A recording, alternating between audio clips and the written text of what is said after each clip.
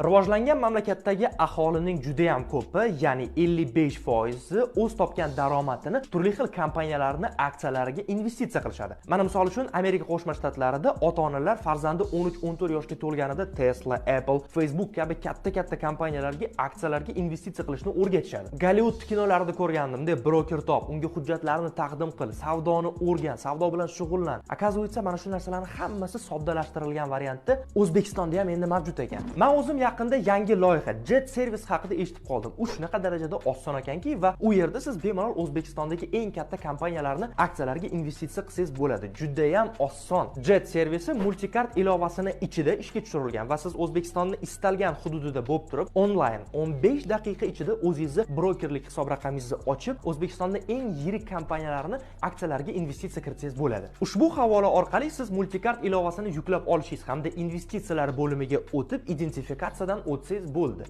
Hammasi juda ham oson. Xizmatlar investitsiya vositachisi litsenziyasiga ega hamda Alkis Research kompaniyasi tomonidan taqdim etiladi. Alixonov promokodi bilan Jet Service'ida siz bepul hisob raqam oching hamda investitsiyalar olamiga birinchi qadamni tashlang. Ko'rishamiz.